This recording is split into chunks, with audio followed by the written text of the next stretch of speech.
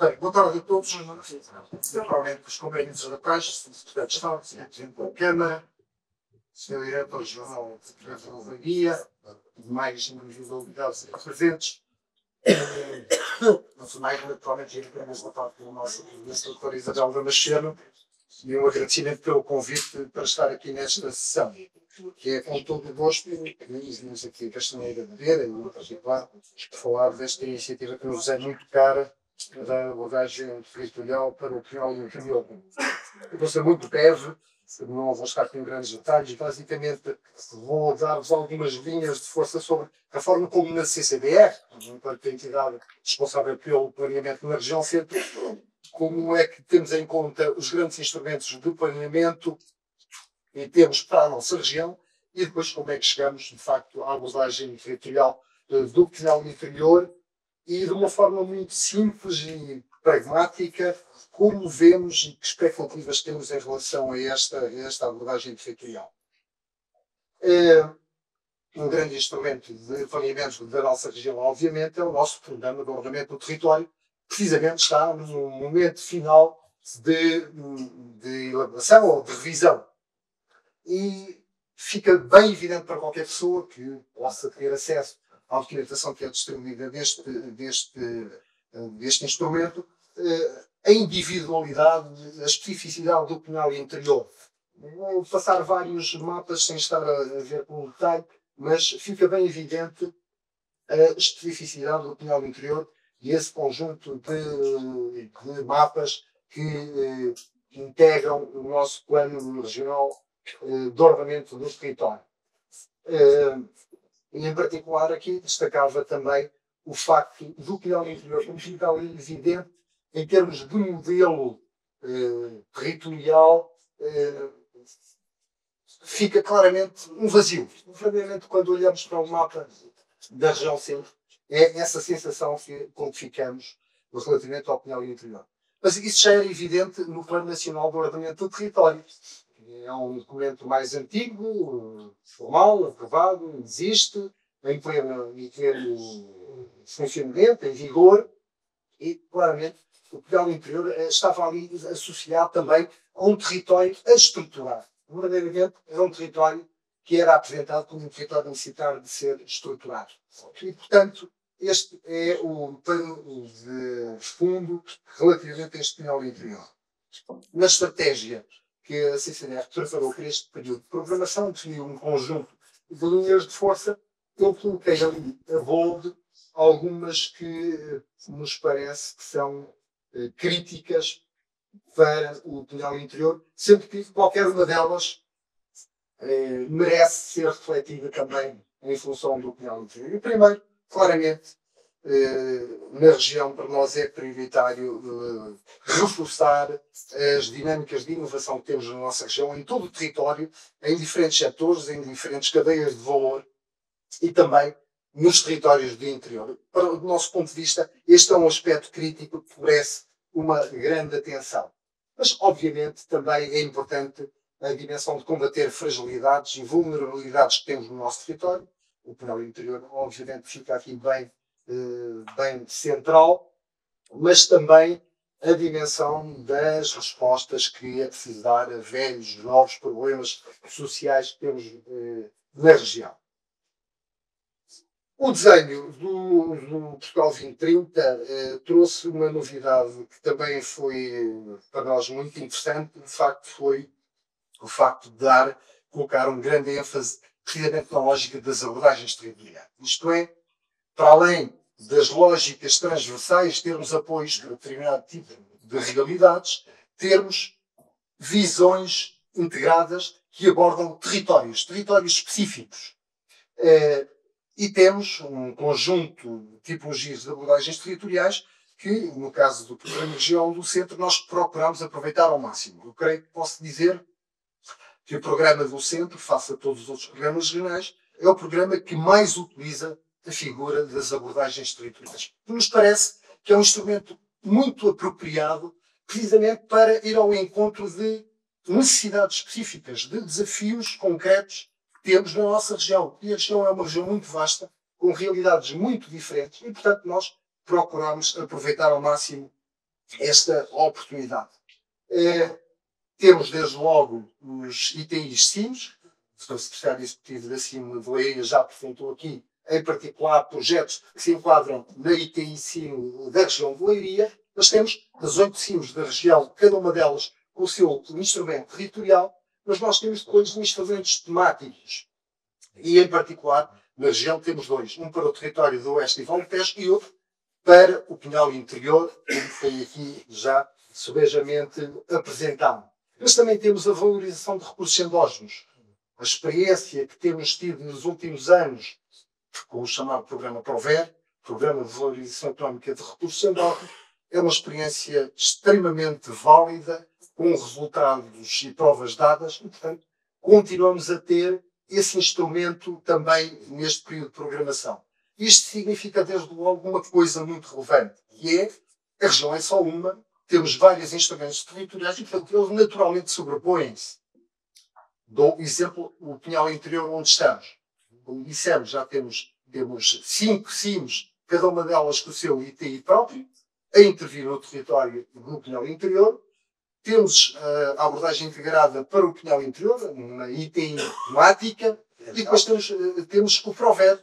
Recentemente aprovámos, focava-me numa em particular para já, recentemente aprovámos o Plano de Ação das Aldeias do Xisto, e, portanto, também este território é um território central aí. Portanto, há aqui 2 mensagens. Uma primeira muito relevante é que temos aqui um conjunto de instrumentos financeiros a confluir para este território. Portanto, se juntássemos as dotações dos diferentes instrumentos, obviamente estaríamos a falar de verbas muito, muito relevantes.